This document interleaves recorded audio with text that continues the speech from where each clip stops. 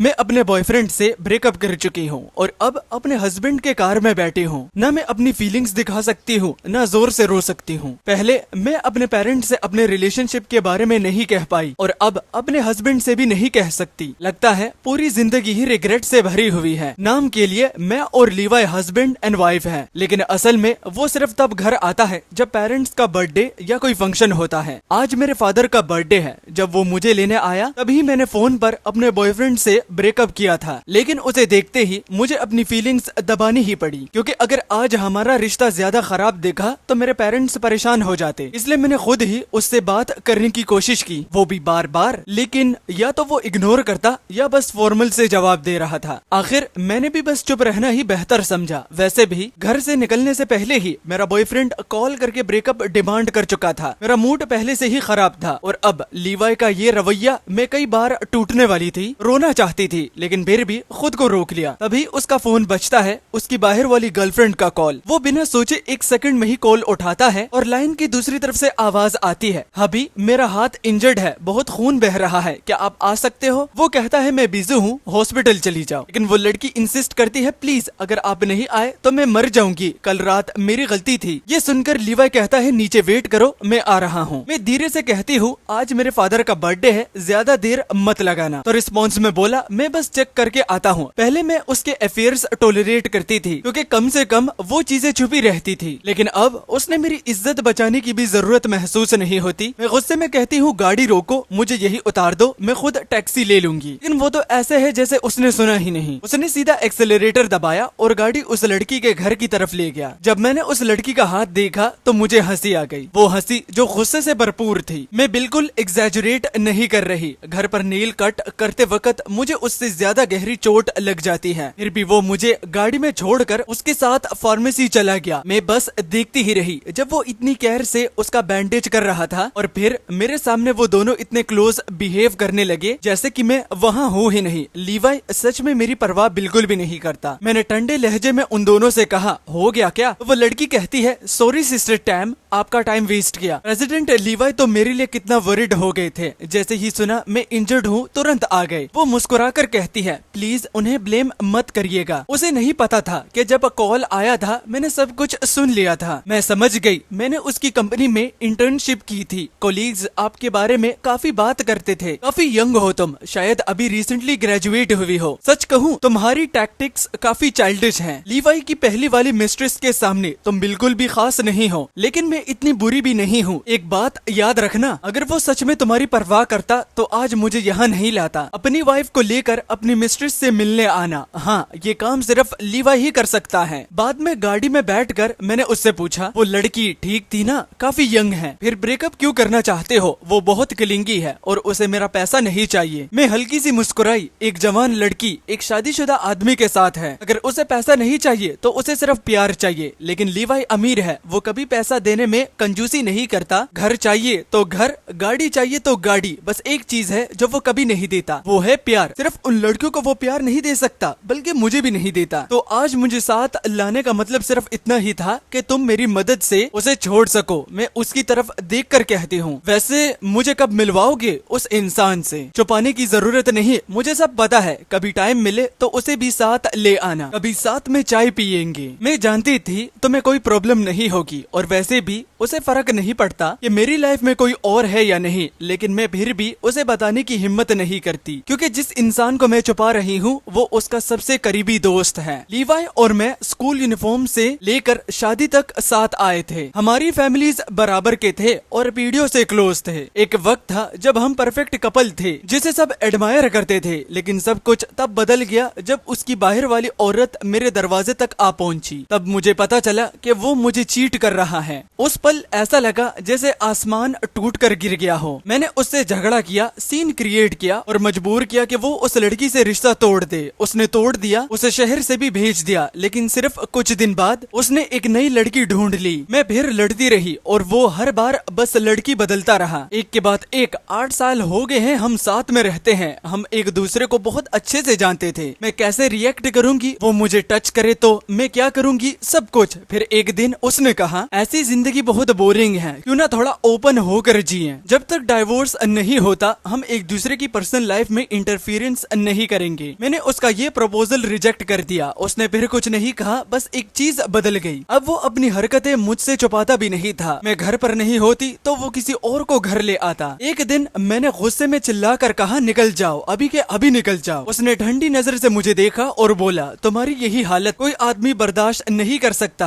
फिर वो उस लड़की को लेकर चला गया। उसके बाद मुझे पता चला मेरी बिल्ली जो मैं सालों से पाल रही थी वो गायब थी। जब वो लड़की घर आई थी उसे मेरी बिल्ली ने स्क्रैच कर दिया था, इसलिए उसने मेरी बिल्ली को ऊपर से नीचे फेंक दिया। जब मैंने उसे नीचे देखा वो छोटी सी जान खून में लिपटी हुई थी। उसका जिस्म ठंडा हो चुका था। मैं टूट कर उसे कहती हूँ, लीवाई वो बिल्ली हमने साथ में पाली थी, सिर्फ उस लड़की के लिए तुमने उसे मार दिया। क्या तुम्हारे पास दिल नहीं है? वो सीधा जवाब देता है, मैं तुम्हें एक और ला दूंगा। उस रात सच में वो एक बिल्कुल वैसी ही बिल्ली ले आया, लेकिन मैंने उसे एक्सेप्ट नहीं किया। उसी रात मैं एक बार में उसके बेस्ट फ्रेंड से मिली जिसका नाम केन था। वो लीवाई से बहुत अलग था, शांत, रिजर्व, जैसे किसी पहाड़ पर हिला हुआ फूल। हमारे सर्कल में सब उसकी इज्जत करते थे। उस वक्त मेरे अंदर बदले की आग जल रही थी। मैंने देखा 13 लड़कियों ने उसे अप्रोच किया और उसने सबको रिजेक्ट कर दिया। मैंने अपनी वाइन एक बार में ही खत्म की, हिम्मत जुटाई और उसके पास चली गई। केन, क्या ही कोइंसिडेंस है। उस रात क्या हुआ मुझे पूरी तरह से याद नहीं, बस इतना पता है अगली सुबह मैं उसके विला में उठी। मैंने पूछा, मैं यहाँ क्यों हूँ? वो शांत आवाज में कहता है, कल रात तुम मुझसे चिपक रही थी और फिर तुम सक्सेसफुल हो गई। मतलब वही जो तुम सोच रही हो। वो मुझे खाना देता है, पता नहीं तुम्हें पसंद आएगा या नहीं, लेकिन थोड़ा खा लो। फिर वो सीधा पूछता है, आगे का क्या प्लान है तुम्हारा? मैं हैरान होकर बोलती हूँ, कैसा प्लान? कल रात के बाद क्या तुम्हें रिस्पॉन्सिबिलिटी नहीं लेनी चाहिए? मैं उसे देखकर कहती हूँ, केन तुम जानते हो मैं शादीशुदा हूँ, फिर भी तुमने कल रात। वो बीच में बोलता है, डाइवोर्स ले लो लीवाई से, मैं किसी का थर्ड व्हील नहीं बनूंगा। मैं धीरे से कहती हूँ, मैं अभी डाइवोर्स नहीं ले सकती, पर मैं उसकी आंखों में देखकर बोलती हूँ, तो क्या तुम मेरे बॉयफ्रेंड बनोगे? हस्बैंड हस्बैंड ही रहेगा, बॉयफ्रेंड बॉयफ्रेंड होता है, दोनों को अलग रखते हैं। और ओके के साथ केन एक हल्की सी मुस्कुराहट के साथ दरवाजा खोलता है और मुझे जाने के लिए कहता है। मुझे लगा यहाँ सब खत्म हो जाएगा, लेकिन 2 महीने बाद एक शाम मुझे एक अननोन नंबर से कॉल आया। शायद केन ने पी रखी थी, उसकी आवाज थोड़ी भारी थी। वो कह रहा था, टैमनिम तुम उससे डिवोर्स क्यों नहीं लेती? मैं शांत आवाज में कहती हूँ, ये सिर्फ मेरी और उसकी शादी नहीं है, इसमें ली फैमिली और टैम फैमिलीज भी इन्वॉल्व है। वो तुरंत पूछता है, फिर मैं क्या हूँ और क्या करूँ? तुमने ही मुझे पहले ही टीज किया था, अब रिस्पॉन्सिबिलिटी नहीं लोगी? अगर तुम मेरी प्रपोजल को एक्सेप्ट करो तो मैं तुम्हारी जिम्मेदारी लेने को रेडी हूँ। लाइन के दूसरी तरफ काफी देर तक खामोशी छाई रही थी। मैं भी कॉल कट नहीं करती, बस उसके जवाब का इंतजार करता हूँ। फिर बाद में मैं कहती हूँ, ठीक है मैं एक्सेप्ट करती हूँ। उसके बाद हम साथ में अब्रॉड ट्रेवल करने लगे, अलग अलग शहरों में घूमना, हाथ पकड़ के चलना, मूवीज देखना, बिल्कुल नॉर्मल कपल्स की तरह। केन हमेशा मेरे लिए अवेलेबल रहता है। मैं जब भी कॉल करती हूँ वो होता है, और उसने दोबारा डिवोर्स की बात नहीं उठाई। सब कुछ शांत चल रहा था जब तक एक दिन मेरा कार एक्सीडेंट हो गया। मेरे फोन में सबके नाम उनके फुल नेम से सेव थे, सिर्फ एक नाम अलग था, वो था बॉयफ्रेंड। वो नाम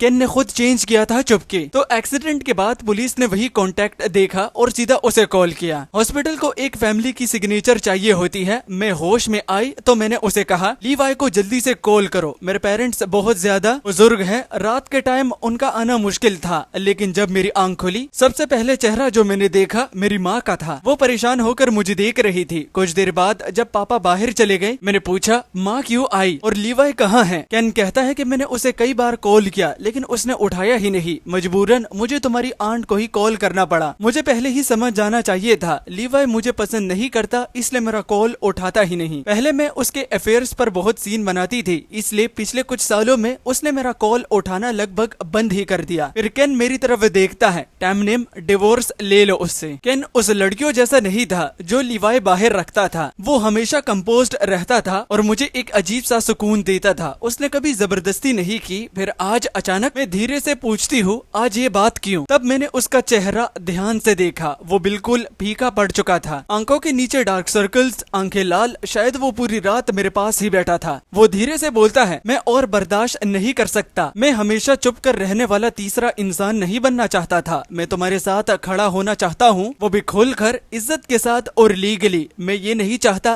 कि अगली बार अगर कुछ हो जाए तो मेरे पास इतना हक भी ना हो कि मैं तुम्हारे लिए साइन कर सकूं। मैं सिर्फ बेकार में टेंशन लेता रहूं और तुम्हारे हस्बैंड को कॉल करता रहूं। लेकिन टैमनेम, हम सिर्फ दोस्त नहीं थे और मैं तुम्हारा दोस्त बनना भी नहीं चाहता। जो आदमी बिजनेस दुनिया में इतना रूथलेस और डिसीव है, आज मेरे सामने खड़ा था, बिल्कुल टूट कर बेकाबू होकर रो रहा था।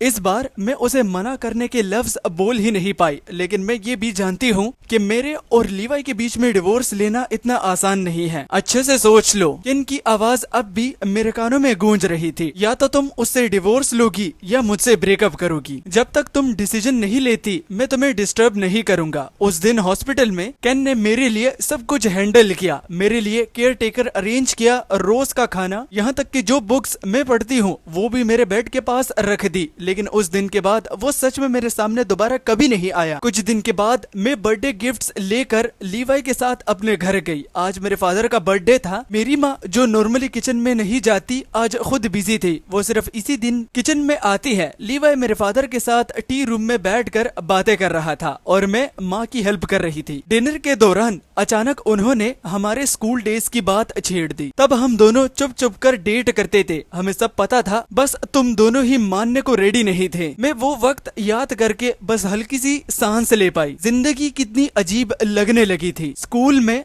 मैं अपने प्यार को सबसे छुपाती थी, पेरेंट्स से कहने की हिम्मत नहीं थी, और अब मैं प्यार में हूँ लेकिन अपने हस्बैंड को नहीं बता सकती। इंसान शायद पूरी जिंदगी रिग्रेट के साथ ही जीता है। जितना मैं सोचती गई उतना ही ये सब अजीब से फनी लगने लगा। टेबल पर मैं हल्की सी मुस्कुराई। मैंने पूछा, तुम क्या सोच रही हो? कुछ नहीं मॉम। फिर मैंने धीरे से पूछा, अगर मैं लीवाई से डिवोर्स लूं तो क्या आप और डैड अपोज करोगे? माँ कुछ देर चुप रही, फिर बहुत शांति से बोली, तुम्हारी शादी में प्रॉब्लम है, ये बात हम काफी पहले से जानते हैं, लेकिन तुमने कभी डिवोर्स की बात नहीं की, इसलिए हमने भी कुछ नहीं कहा। तुम हमारी एक ही बेटी हो, तुम जो भी डिसीजन लोगी और अगर तुमने अच्छे से सोचा होगा और सोच लिया, हम हमेशा तुम्हारे साथ खड़े रहेंगे। खुद को दर्द मत दो। मेरी आंखों में जलन से होने लगी। मैं धीरे से कहती हूँ, लेकिन अगर डाइवोर्स हुआ तो दोनों फैमिलीज के इंटरेस्ट डिवाइड हो जाएंगे, डैड की कंपनी को नुकसान हो सकता है। माँ हल्की सी मुस्कुरा कर कहती है, वो तुम्हारे फादर की प्रॉब्लम है, तुम उनकी बेटी हो, वो सब ठीक कर देंगे, तुम बस जो करना चाहती हो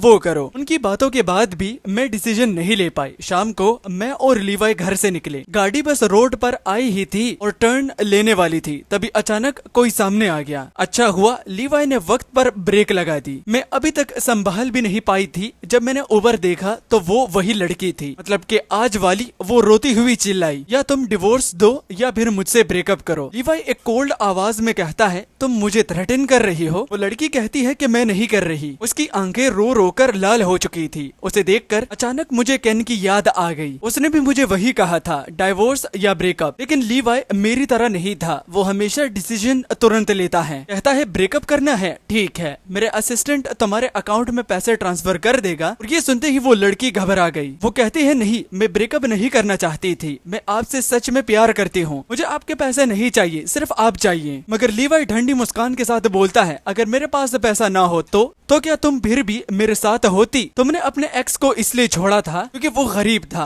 पैसा लो और निकल जाओ, मुझे दोबारा डिस्टर्ब मत करना। वो लड़की टूट कर कहती है, हनी मैं गलत थी, मैं आपको डिवोर्स के लिए कभी भी फोर्स नहीं करूंगी, प्लीज मुझे मत छोड़ो, निकल जाओ, मैं उसकी वाइफ हूँ। थियोरेटिकली मुझे खुश होना चाहिए था कि वो अपनी मिस्ट्रेस को छोड़ रहा है, लेकिन उस पल मेरा दिल बिल्कुल ठंडा पड़ चुका था, क्योंकि मैं जानती हूँ जब लीवाई किसी लड़की के साथ अच्छा होता है तो वो दुनिया के सबसे मीठे लफ्ज बोल सकता है, जैसे कभी मेरे साथ बोला करता था। वो मुझे चेस कर रहा था, मतलब जब लड़का लड़की के पीछे होता है। प्रॉमिसेस, कसमें, उसके लिए कुछ भी कहना मुश्किल नहीं। एक वक्त था जब मैं भी ये सोचती थी कि मैं उसके साथ हमेशा खुश रहूंगी, लेकिन लीवाई के लिए प्यार नामी कोई चीज ही नहीं होती, कभी एग्जिस्ट ही नहीं करती। आज वो मुझसे कहता है आई लव यू और कल वही लफ्ज किसी और को कह देता है। सीधी बात, नो बकवास, वो एक सेल्फिश पर्सन है। वो किसी से भी प्यार नहीं करता। ऐसे इंसान के साथ पूरी जिंदगी गुजारना सिर्फ सोच कर ही दर्द होता है। मैं सीधा उसकी तरफ देख कर कहती हूँ, लीवाई चलो डिवोर्स लेते हैं। वो थोड़ा इरिटेट होकर बोलता है, अब तुम कौन सा ड्रामा कर रही हो? मैं ड्रामा नहीं कर रही, मैं सीरियस हूँ, जरूर कोई वजह होगी। वो पूछता है, क्या अभी वाली लड़की की वजह से? नहीं। मैं धीरे से कहती हूँ, मैं जिस इंसान को बाहर रखती हूँ वो भी चाहता है कि मैं डिवोर्स लूँ, स्टेटस चाहता है, वरना वो मुझसे ब्रेकअप कर देगा। लीवाई तुरंत बोलता है, तो ब्रेकअप कर लो, नहीं होता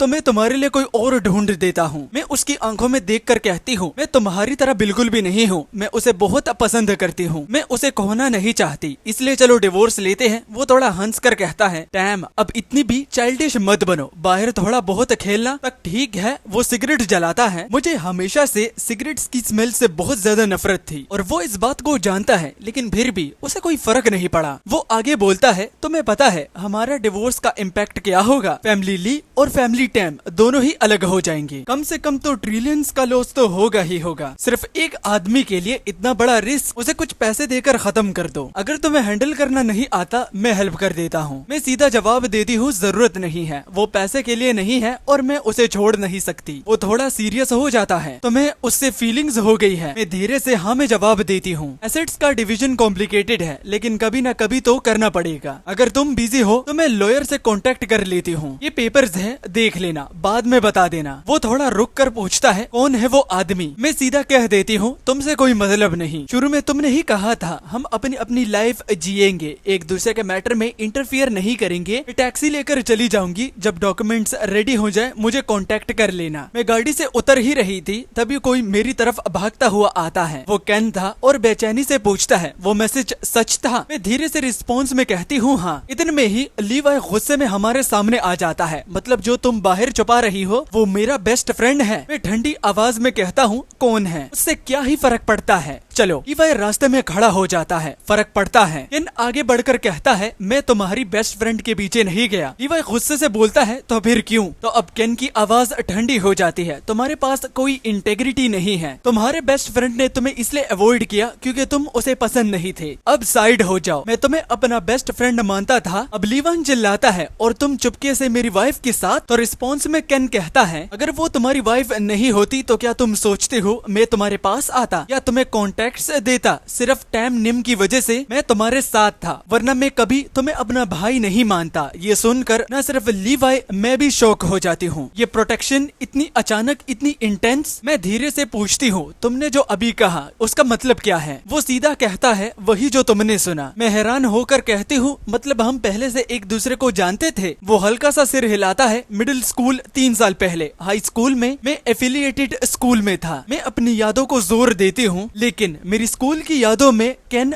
कहीं भी नजर नहीं आता। टैमनिम, तुम डिवोर्स कब लोगी? कल मैं लॉयर से एसेट्स का काम हैंडल करवाऊंगी, फिर लीवाई से बात करूंगी। तुमने डिसाइड कर लिया? जवाब देती हूँ कि हाँ। अगर लीवाई डिवोर्स के लिए मान ही नहीं रहा हो तो मैं कहती हूँ मान जाएगा। केन धीरे से कहता है, टैम, जिस तरह की अपब्रिंगिंग मुझे मिली है वो मुझे किसी और की शादी में इंटरफियर करने की इजाजत नहीं देती। जब मैं वापस आया और सुना कि तुम शादीशुदा हो तो सच कहूँ मेरा कोई इरादा नहीं था तुम्हें डिस्टर्ब करने का, लेकिन फिर मैंने अपनी आंखों से देखा तुम्हारा हस्बैंड चीट कर रहा था। मैंने तुम्हें अकेला रोते हुए देखा, उस पल मेरा दिल टूट गया। मैं लीवाई के काम को भी सीरियस नहीं लेता था। जब फ्रेंड्स ने उसे इंट्रोड्यूस करवाया मैं मना करने वाला था, लेकिन जैसे ही पता चला कि वो तुम्हारा हस्बैंड है, पता नहीं क्यों मैंने उसके साथ काम करना एक्सेप्ट कर लिया। फिर मैंने तुम्हें बार में अकेला पीते हुए देखा। कितनी बार मन हुआ कि मैं तुम्हारे पास जाऊं, तुम्हें कहूं कि उससे डिवोर्स ले लो, खुद को इतना हर्ट मत करो, लेकिन मेरे पास क्या ही हक था? तुम्हारे लिए मैं कुछ भी नहीं था, ना कोई दोस्त, ना कोई खास पर्सन, बस तुम्हारे हस्बैंड का बिजनेस पार्टनर, बस इतना ही। फिर मुझे बिल्कुल उम्मीद नहीं थी कि तुम मेरे पास खुद चल कर आओगी। तुम्हें पता भी नहीं उस पल मैं कितना खुश था। वो रुक कर धीरे से कहता है, वैसे उस रात हमारे बीच कुछ भी नहीं हुआ था, मैंने तुम्हें टच भी नहीं किया था। मुझे अपने मॉरल्स पता है, मैं बस डर गया था कि अगर तुम चली गई तो फिर हम दोनों स्ट्रेंजर्स बन जाएंगे, बिल्कुल अजनबी। उस रात तुमने कहा था कि तुम डिवोर्स नहीं चाहती और मुझे अपना बॉयफ्रेंड बनने को कहा। उस दिन तुम्हारे जाने के बाद मैं बहुत देर तक अकेला रोता रहा। मुझे लगा जैसे तुमने मेरी इंसल्ट की हो। फिर मैंने खुद से कहा, अगर तुम डिवोर्स नहीं लेती तो हमें यहाँ सब खत्म कर देना चाहिए। लेकिन जैसे ही मैंने ड्रिंक की मेरे दिमाग में सिर्फ तुम ही थी। मैंने खुद को थप्पड़ मारा, लेकिन मैं खुद को रोक नहीं पाया। आखिर में मैंने तुम्हें कॉल किया ये कहने के लिए मैं थर्ड पर्सन बनने के लिए भी रेडी हूँ। मैं वहाँ खड़ी थी, केन ने मुझे अपनी बाहों में ले लिया। वो रो रहा था, अपने अंदर सारी फीलिंग्स को सामने रखा हुआ था। उसकी आवाज रुक रुक कर निकल रही थी। मेरा दिल हल्का भी हो रहा था, लेकिन साथ ही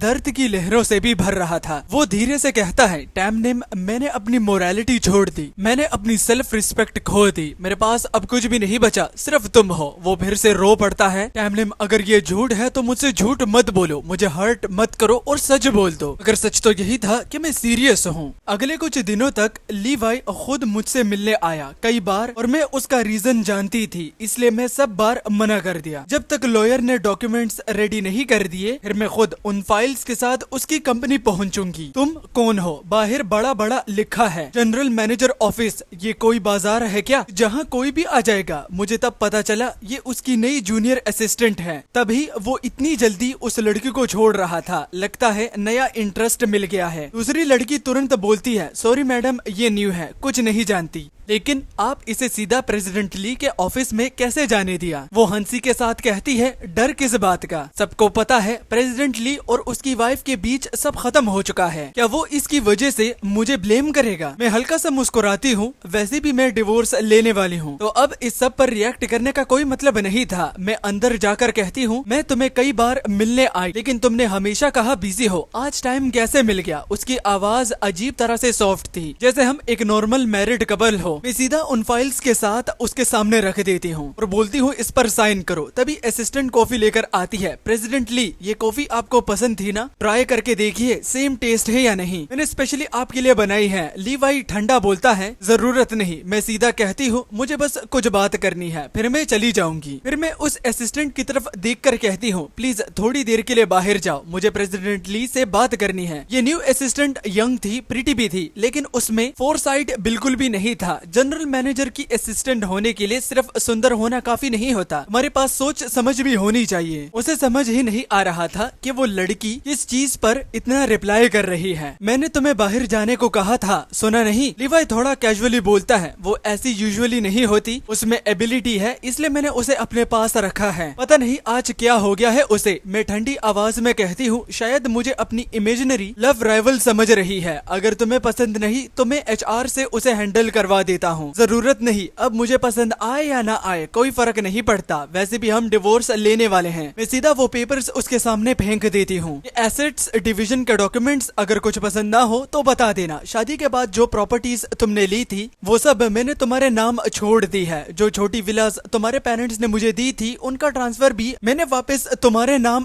कर दिया है। वो थोड़ा रुक कर पूछता है, डिवोर्स इतनी जरूरी है? मैं जवाब में कहती हूँ कि हाँ, लेकिन मैं डिवोर्स नहीं लेना चाहता। नाम हमें ये रास्ता नहीं लेना चाहिए। मैं सीधा कहती हूँ, क्यों नहीं? लीवाई, मैं तुम्हें सालों से टॉलरेट कर रही हूँ। सबसे ज्यादा रिग्रेट मुझे इस बात का है कि जब मुझे तुम्हारी चीटिंग के बारे में पता चला तभी मैंने डिवोर्स नहीं लिया। शायद उसे लगा मैं फिर से बस ड्रामा कर रही हूँ। वो सीधा मेरी आंखों में देखकर बोलता है, सीरियसली क्या ये सब उस जूनियर असिस्टेंट की वजह से है? अभी के अभी मैं उसे जॉब से निकलवा देता हूँ। और बिना रुके वो इंटरकॉम उठाता है, HR को कॉल करके उसे डिसमिस करने का ऑर्डर देता है और मैं बस चुपचाप रहती हूँ। वो दोबारा पूछता है, या फिर उस लड़की की वजह से है जिससे तुम पहले मिली थी? मैंने उसे कम्प्लीटली कट ऑफ कर दिया, तुम्हें उसकी वजह से सीन क्रिएट करने की कोई जरूरत नहीं है। मैं सीधा जवाब देती हूँ, ये रास्ता मैंने किसी की वजह से नहीं लिया, मैं बस तुमसे और कोई रिश्ता नहीं रखना चाहती बस। वो गुस्से में बोल पड़ता है, डैम तुम झूठ बोल रही हो, क्या ये उस आदमी की वजह से हो रहा है? तुम मुझसे डिवोर्स लेना चाहती हो? क्या तुम उससे प्यार करती हो? कैसे कर सकती हो? किसने तुम्हें इजाजत दी उससे प्यार करने की? मैं ठंडी आवाज में कहती हूँ, मुझे पागल मत बनाओ, और अगर तुम साइन नहीं करना चाहते तो हमें लीगल प्रोसेस को बीच में लाना चाहिए। मैं वहाँ से बाहर निकल आई, ड्राइवर कहीं नजर नहीं आया। मैंने उसे कॉल किया, वो घबरा कर बोला, मैडम माफ करिए मेरी वाइफ की डिलीवरी होने वाली है, मैं बहुत सॉरी हूँ। मैं शांत होकर कहती हूँ, कोई बात नहीं, बस ध्यान से रहना, आज रात अपनी वाइफ के पास ही रहना, मैं टैक्सी ले लूंगी। कॉल कट करते ही एक गाड़ी मेरे सामने आकर रुकती है। वो और कोई नहीं बल्कि कैन था। क्रैब सीजन चल रहा था। वो मुझे एक रेस्टोरेंट ले गया। हमने स्टीम क्रैब ऑर्डर किया। उसके हाथ बहुत खूबसूरत थे, जिस तरह वो क्रैब तोड़ रहा था, स्मूथ और बिल्कुल एफर्टलेस। देखते ही खाने का मन कर रहा था। मैं कुछ देर उसे बस देखती ही रही। वो हल्की सी मुस्कुराहट के साथ बोलता है, खाओ।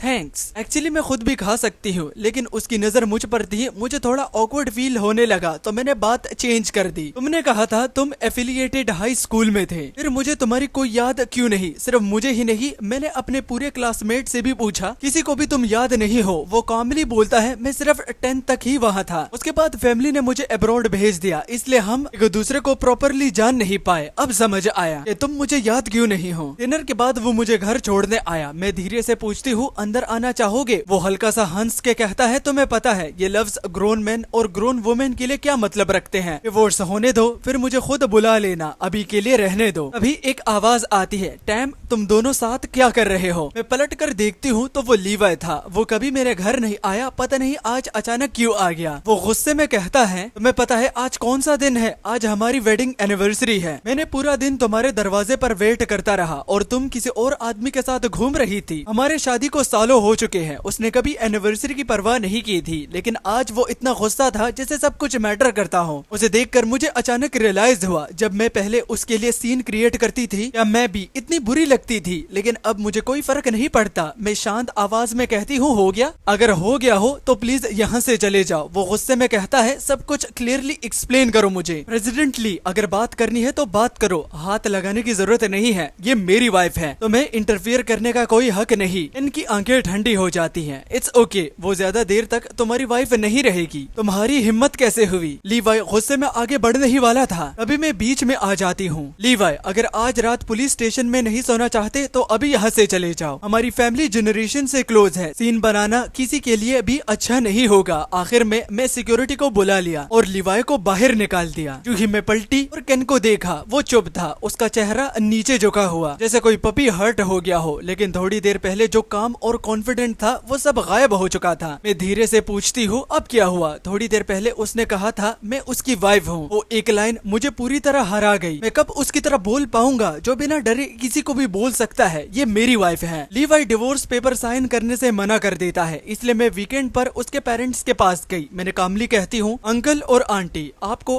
उसके अफेयर्स के बारे में पता है। अगर वो डिवोर्स नहीं देता तो मुझे लीगल एक्शन लेना पड़ेगा। अब दोनों फैमिलीज की रेपुटेशन इफेक्ट होगी, कृपया आप उसे समझा दीजिए। तभी अचानक लीवाई ऊपर से नीचे दौड़ता है। वो पेपर्स को फाड़ देता है, मैं डिवोर्स नहीं दूंगा, तुम मुझे छोड़कर उस कैन के पास नहीं जाओगी। ड्रीम भी मत देखो। वो इमोशनल हो चुका था। अचानक मेरी कलाई पकड़ लेता है, मैं तुमसे प्यार करता हूँ, मैं तुम्हारे बिना नहीं जी सकता, उसे छोड़ दो, मैं अब ठीक से रहूंगा और तुम्हारे साथ ही रहूंगा। मैं शांति से कहती हूँ, आंटी नंबर दीजिए, अंकल और आंटी प्लीज उसे समझा दीजिए, वरना हम नेक्स्ट मंडे कोर्ट में मिलेंगे। लीवाई की मदर कहती है, सॉरी, मैं उससे साइन करवा दूंगी। लीवाई धीरे से टूट जाता है, मैं गलत था, प्लीज मुझे एक चांस दो। मैं सीधा कहती हूँ, तुम्हें बहुत चांस दिए थे। क्या तुम्हें वो दिन याद है जब तुम होटल गए थे उस लड़की के साथ? उसने मुझे फोटो भेजी थी, मैं तुम्हारे पास आई थी और तुमने मुझे पुश कर दिया। उस दिन मुझे पता चला मैं प्रेग्नेंट थी, लेकिन तुमने कभी मुड़ कर भी मुझे नहीं देखा। उस दिन मैं अपना बच्चा खो बैठी। लीवाई जमीन पर गिर जाता है और कहता है, सॉरी। मैं जाने लगती हूँ, तभी उसकी माँ उसे जोर से थप्पड़ मारती है। तुम इंसान भी हो या नहीं? घर से बाहर निकलते ही मुझे एक पुराना स्कूल फ्रेंड मिलता है। वो मेरा नाम लेकर कहती है, क्या कोइंसिडेंस है, कुछ दिन पहले सुना था तुमने इनके बारे में पूछा था। वो एफिलिएटेड स्कूल में था, बस थोड़ा मोटा सा था, फिर अचानक अब्रॉड चला गया। तुम्हें याद नहीं? एक वेज सा चेहरा। धीरे धीरे मेरी यादों में कैन वापस आने लगता है। एक चबी सा लड़का, जब भी मैं उसकी तरफ मुड़ती थी उसका चेहरा बिल्कुल टमाटर की तरह लाल हो जाता था, शर्माता रहता था। लेकिन अब वो काफी सक्सेसफुल है, लंबा, हैंडसम और अपनी खुद की कंपनी चलाता है। उसकी दोस्त कहती है कि क्या तुम्हें उसका कांटेक्ट चाहिए? वो तुम्हारे हस्बैंड के साथ काम करता है, मैं तुम्हारे हस्बैंड से पूछ सकती हूँ? मैं शांति से जवाब देती हूँ, जरूरत नहीं और थैंक यू। फिर वो मेरी दोस्त थोड़ा सा रुक कर कहती है, एक बात और, मुझे नहीं पता तुम्हें बतानी चाहिए या नहीं, मगर मैं कैन की नेबर रह चुकी हूँ। उसके अब्रॉड जाने से पहले उसने एक लव लेटर लिखा था और मुझे दिया था तुम्हें देने के लिए, लेकिन वो लेटर मैं गलती से खो बैठी। बाद में जब तुम्हें लीवाई के साथ देखा तो मैं डर गई और कभी ये बात नहीं बता पाई। और सॉरी, मैं हल्का सा मुस्कुरा कर कहती हूँ, इट्स ओके, वो सब अब पास्ट है। जिस दिन मुझे डिवोर्स सर्टिफिकेट मिला, कैन ने प्रिटेंड करा कि उसे कोई फर्क नहीं पड़ा, लेकिन